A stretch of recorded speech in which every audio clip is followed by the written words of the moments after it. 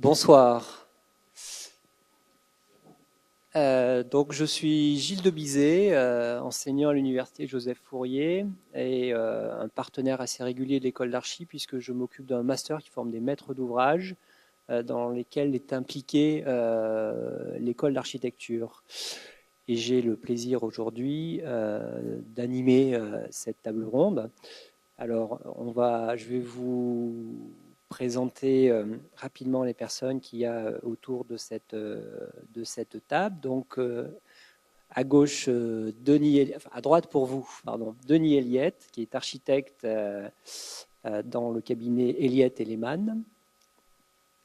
Ensuite, Laurent Lehmann, architecte, ingénieur dans le cabinet du même nom.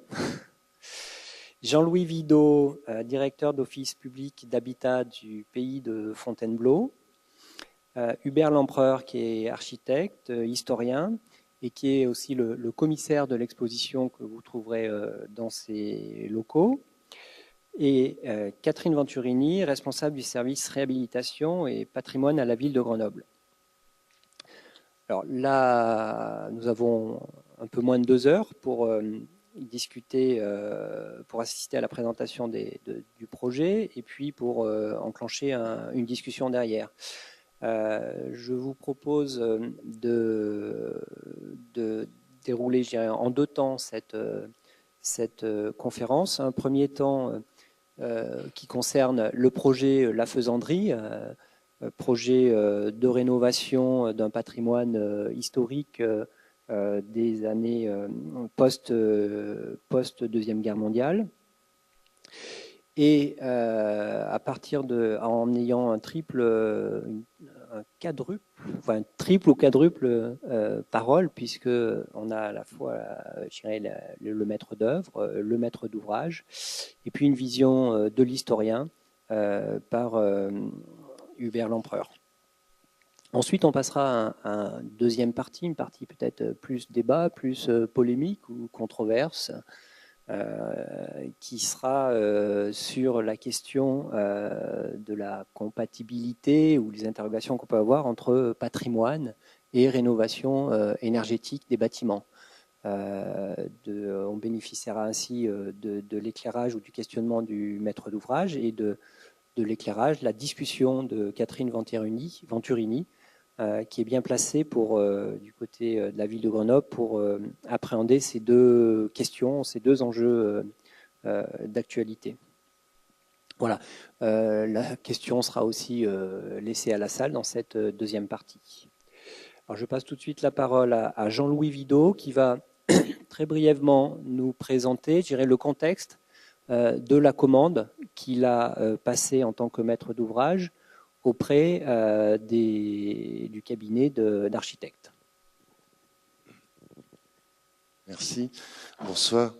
Donc, 2 mots d'abord de présentation de notre organisme.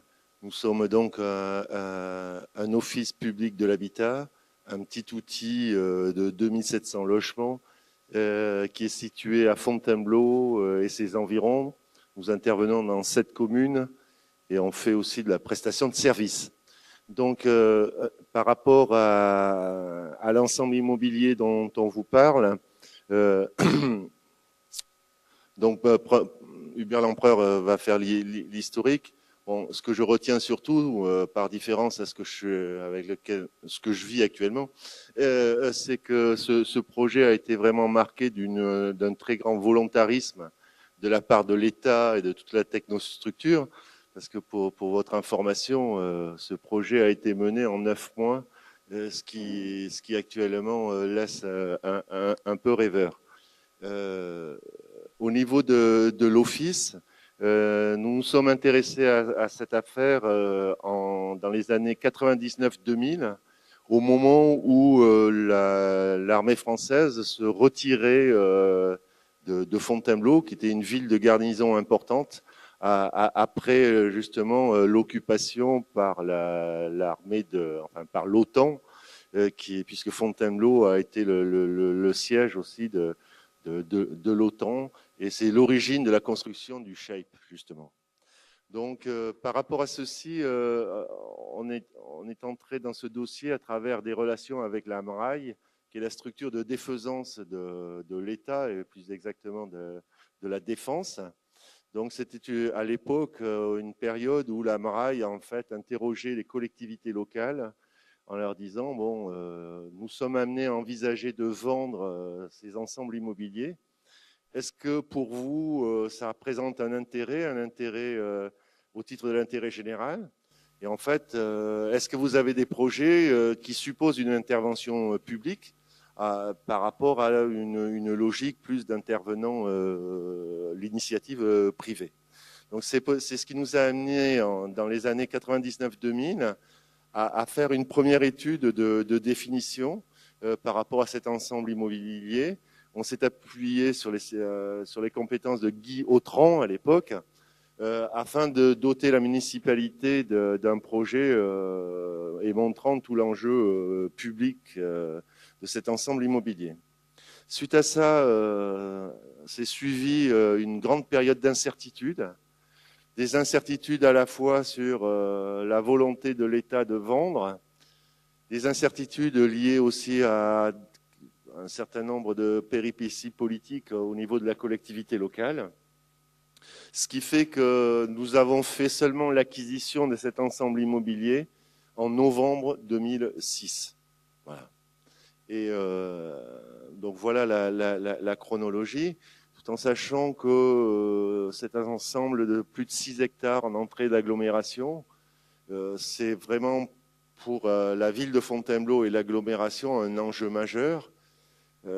Qui correspondait, enfin c'est des questionnements que la ville n'avait pas eu jusqu'à maintenant, d'où des difficultés, des incertitudes sur la volonté de la ville de s'investir financièrement et aussi de se projeter dans l'avenir par rapport au potentiel que présentait ce site.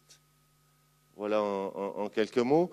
Donc ensuite, suite à des périodes d'incertitude importantes, nous avons pu lancer en juillet 2007 une étude de définition conjointe avec la ville. On a travaillé à l'époque avec l'équipe Brangier de Paris, qui a eu la particularité de jouer les défricheurs et par rapport à la discussion avec la collectivité, en fait, pour savoir que faire de cet ensemble immobilier en entrée d'agglomération. Et donc, cette étude de définition a été extrêmement laborieuse pour des raisons de non-prise de décision. Et nous avons connu ensuite une période de chevauchement avec l'équipe Elliott Elleman, puisque accessoirement, il faut savoir que notre office a acheté cet ensemble immobilier 14,5 millions en novembre 2006, sans convention de portage avec la collectivité locale. Donc cette opération nous a coûté environ 600 000 euros par an, et ça a duré 3 ans. Ce qui fait que, entre-temps, voyant le compteur tourner, j'ai commencé à essayer d'avancer dans le processus en désignant une maîtrise d'œuvre, au moins pour 2 ensembles immobiliers. Et donc l'équipe Elliott Elleman a eu l'avantage de retisser les liens avec la collectivité et surtout redonner confiance aussi aux maîtres d'ouvrage, au sens où vous avez des confrères, certains bureaux d'études aussi qui, quand ils ont eu à examiner cet ensemble immobilier, sont arrivés à la conclusion qu'il convenait de tout démolir pour des raisons évidentes de surcoût liés à des mises aux normes par rapport à des préoccupations à la fois de sécurité incendie, d'accessibilité. Voilà.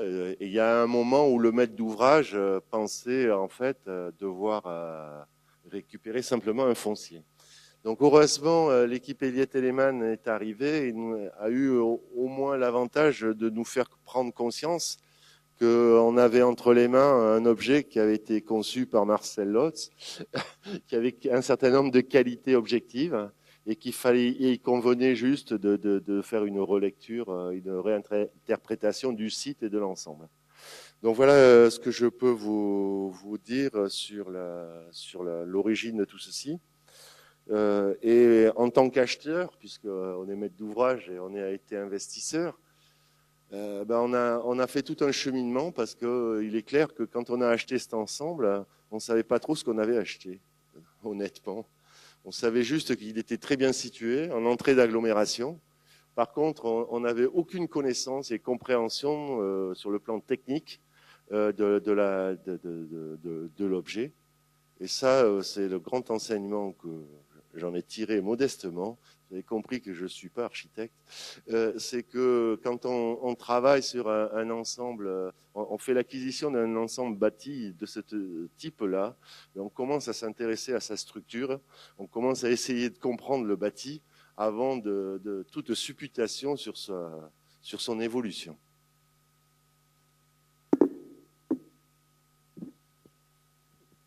Vous avez pointé les points importants, hein, une évaluation du patrimoine, quel est son potentiel.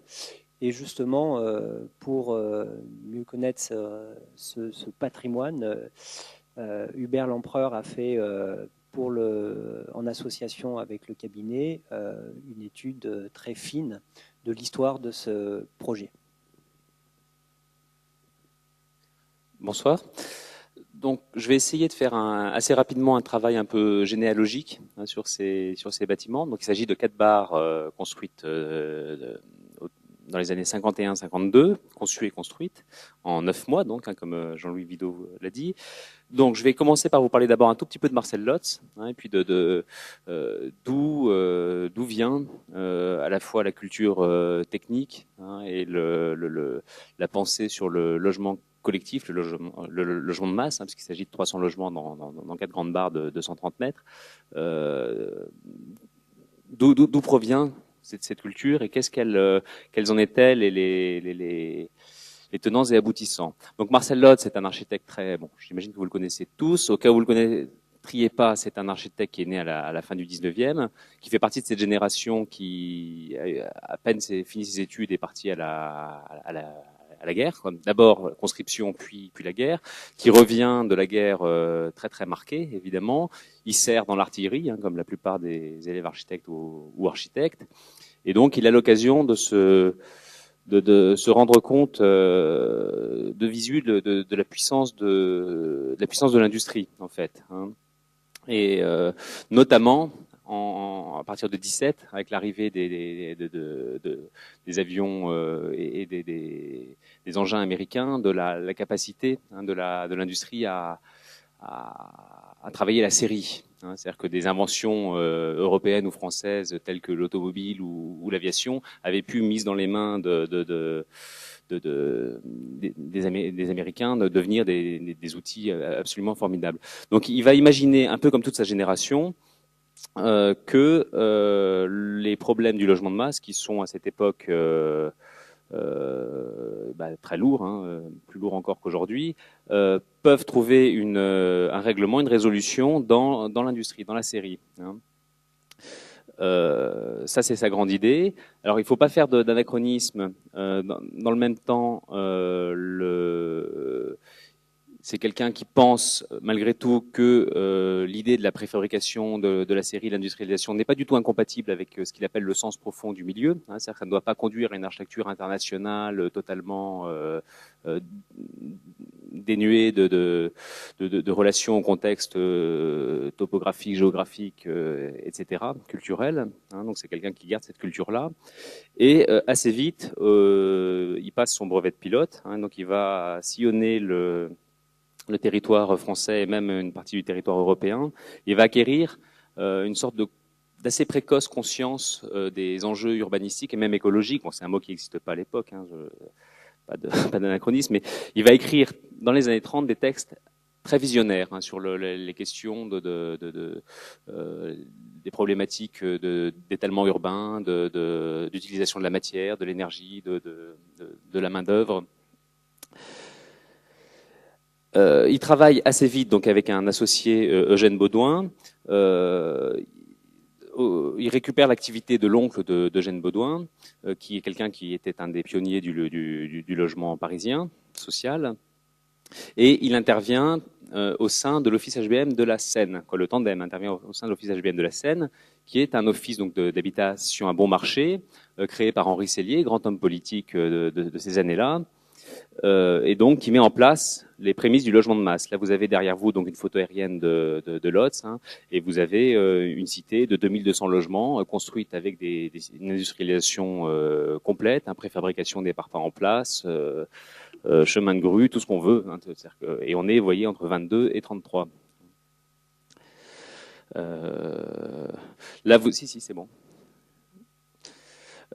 Toujours depuis son biplan, vous avez la vue là de la cité de Drancy, hein, donc il construira pour Sellier. Je vais vous en reparler. Et non, c'est là. Hop. La cité de Bagneux, donc il construit en 1927, entièrement préfabriqué, hein, c'est-à-dire que panneaux de plancher, panneaux de façade, escaliers, etc. sont préfabriqués en place avec un procédé de béton vibré, une structure métallique. À la même époque, l'école de plein air de Suresnes, donc une des icônes de l'architecture moderne, avec les mêmes principes de panneaux et par ailleurs avec déjà un travail là de menuiserie qui est fait par Jean Prouvé, hein, donc l'auteur d'Alpexpo, pour ceux qui en viennent. Toujours avec Jean Prouvé, la maison du peuple de Clichy, autre icône de l'architecture du XXe siècle, hein, où s'esquisse vraiment le mur rideau tel qu'on le connaît aujourd'hui. Drancy, donc qui est une opération qui, à l'époque, est totalement pionnière, hein, dont les images font la couverture des revues, pour laquelle on invente en juin 1935 le terme de grand ensemble, hein, pour la décrire dans la revue L'Architecture d'aujourd'hui, et qui est un système entièrement préfabriqué en place. On aperçoit là sur le côté l'usine, hein, qui est un petit hangar. Et vous avez, comme à Bagneux, hein, une ossature métallique et puis des panneaux de plancher, de façade en béton qui sont montés dans la journée, quoi, fabriqués la nuit plutôt et montés dans la journée. Hein, tout ça avec un système qui fonctionne au 3/8 comme à l'usine. C'est-à-dire que les panneaux sont à peine stockés. Hein, le but est dès qu'un élément est fabriqué, qu'il soit mis en place. Ça là, c'est un photomontage, mais la photo aérienne ressemble à ça. C'est un ensemble qui est, je le dis juste en passant, mais qui est tristement célèbre pour le faire à cheval, hein, ce bâtiment-là, qui est devenu la cité de transit pendant l'occupation de Drancy, puisque c'était occupé par des gendarmes, mais qui est vraiment sans doute le bâtiment, en tout cas en France, le plus avancé, hein, en termes d'exploitation technique, hein, des possibilités de l'industrie. Première tour d'habitation en France à cette échelle-là. La reconstruction, Sotteville-les-Rouen, où Lotz travaille sur des types de grandes barres, technologiquement moins aboutis qu'à Drancy, mais où par contre il va pouvoir esquisser un travail assez proche de celui de Fontainebleau et d'un certain nombre de projets contemporains sur la barre de logement.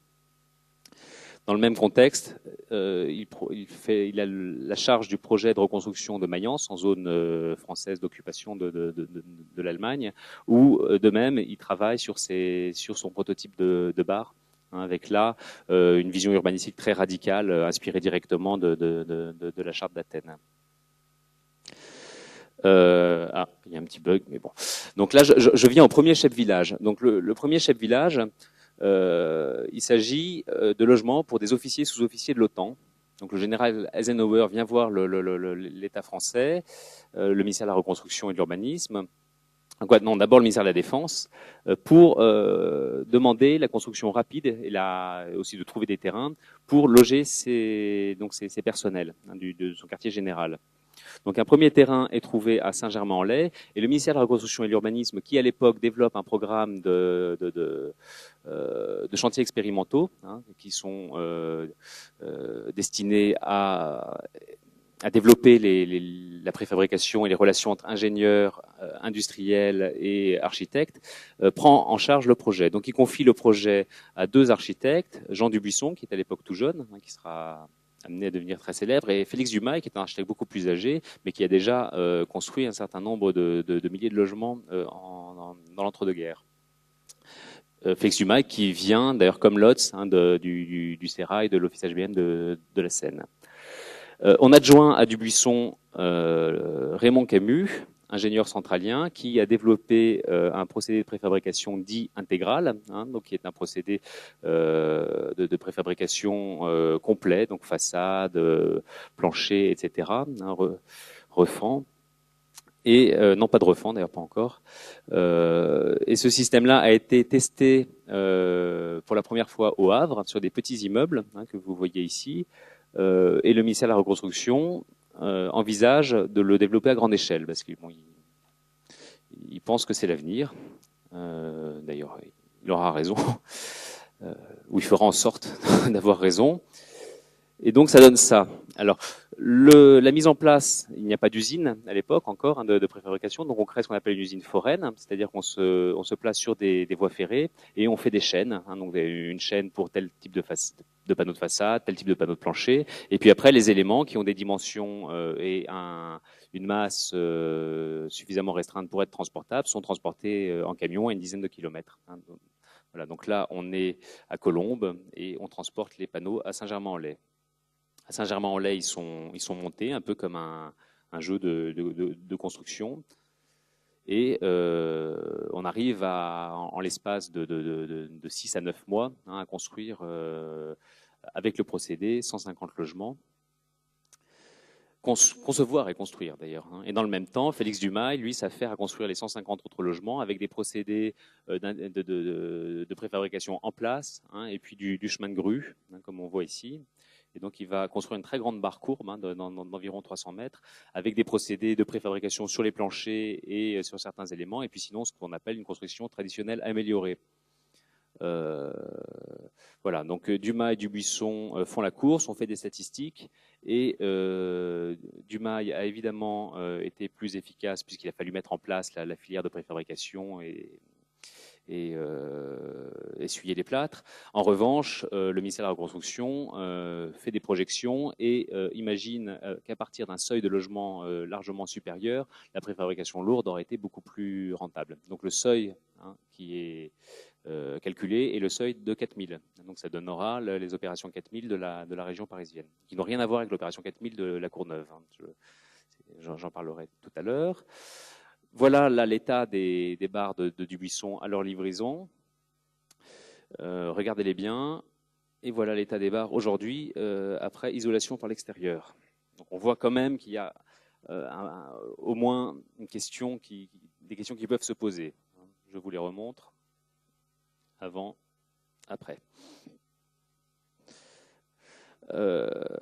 Les forces alliées font une part d'une demande relativement identique quelques mois après au ministère de la Reconstruction pour Fontainebleau, qui doit accueillir une autre partie du commandement, le commandement Centre-Europe.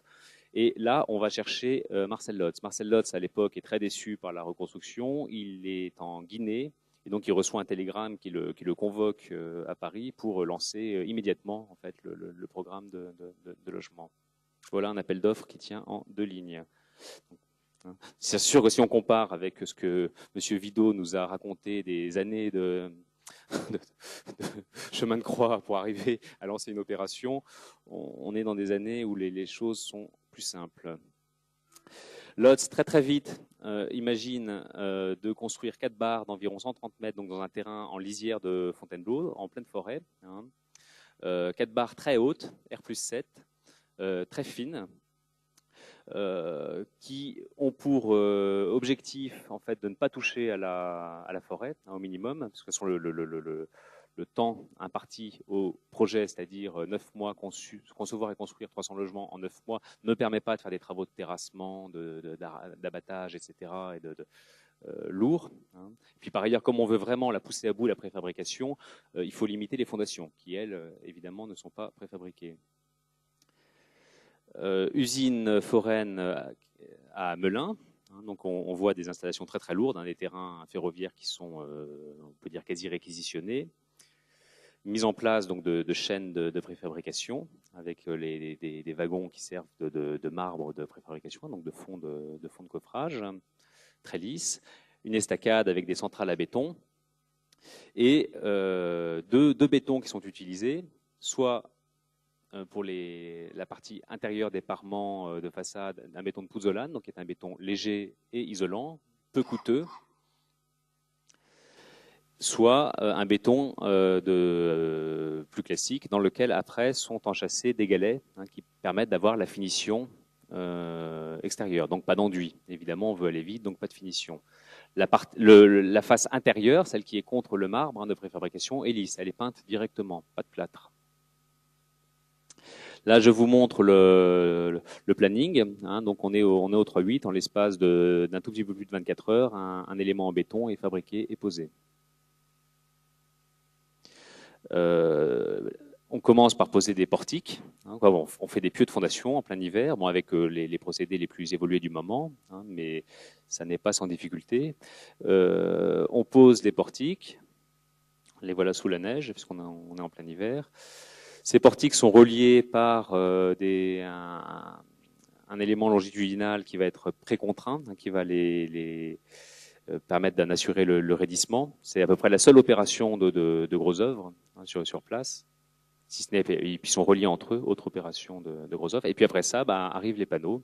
Donc là, vous avez des panneaux de plafond, sachant qu'on a des panneaux de plafond et de plancher. C'est-à-dire qu'on a deux doubles coques inversées qui viennent l'une au-dessus de l'autre, avec un vide d'air entre elles. Voilà des panneaux de plafond sur lesquels seront posés les planchers. Dans le plafond, dans les quelques centimètres que fait la partie les plus fines du plafond, sont insérés des serpentins d'eau chaude, chauffage au plafond. Entre les deux sont mis en place un élément résilient, donc de façon à assurer l'isolation phonique au bruit solidien, au bruit d'impact. Voilà. Les façades arrivent munies de leur menuiserie. Il n'y a que les vitrages qui n'y sont pas. Sont mises en place. Après, du béton est coulé entre les éléments qui fonctionnent comme avec un principe au fond de clavetage. La préfabrication est poussée, y compris aux éléments de seconde œuvre. Les gaines, qui s'appellent des mandolines, en fait, sont des éléments entièrement d'une espèce de cadre métallique tout prêt, avec déjà toutes les tuyauteries, évacuation, alimentation. Les éléments sanitaires sont directement branchés. Pas de soudure sur le chantier, pas de plombier, pas d'intervention des corps d'État. Voilà la mise en place d'une mandoline. À l'intérieur des logements, on a des systèmes de porteurs. Les façades sont porteuses. On a aussi des poteaux porteurs. Après ça, on a les mandolines. On a quelques voiles béton, éléments préfabriqués de béton qui assurent le contreventement. Et le reste, les cloisons sont assurées soit par les meubles, comme je vais vous le montrer, soit par de la cloison préfabriquée en plâtre, qui est importée en France à l'époque, qui est déjà connue aux États-Unis depuis quelques années. La spécificité là, à Fontainebleau, c'est qu'on va utiliser des cloisons préfabriquées avec une âme alvéolaire, c'est-à-dire qu'on a deux parements de plaques de plâtre et une âme alvéolaire en carton en nid d'abeille à l'intérieur, donc très léger, isolant, directement issu des procédés en fait anglais d'aéronautique militaire, évidemment développé pendant la guerre. Donc c'est le genre d'innovation qui pouvait intéresser Lotz. Je vous montre très rapidement les plans de logement.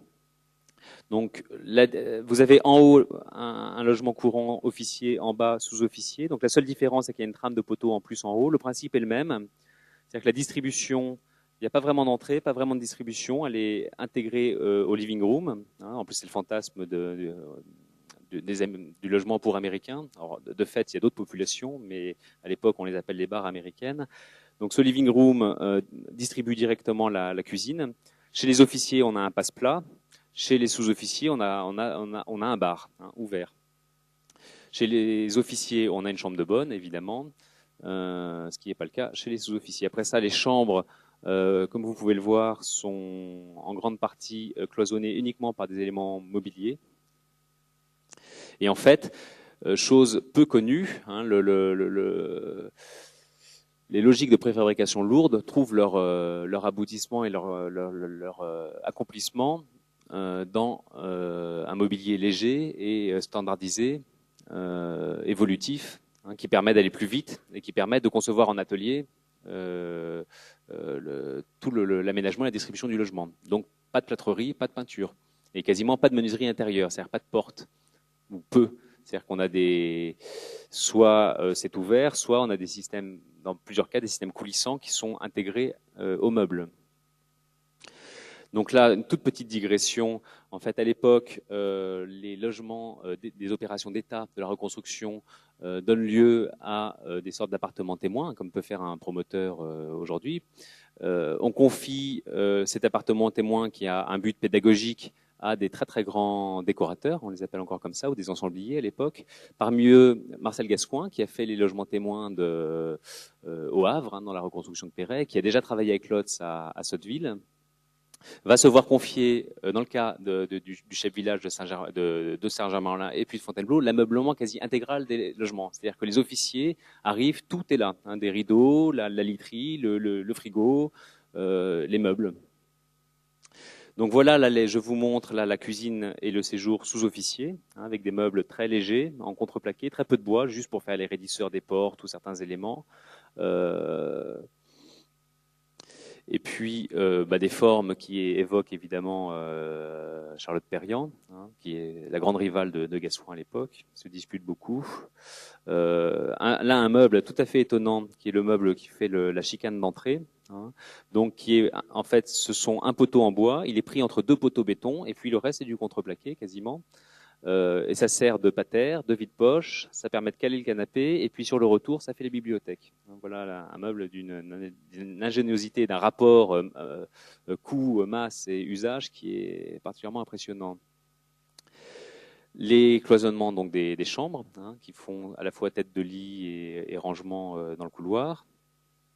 Là, on a aussi un rangement entre chambres d'enfants. Donc, vous voyez, il ne monte pas jusqu'au plafond, c'est des toutes petites chambres.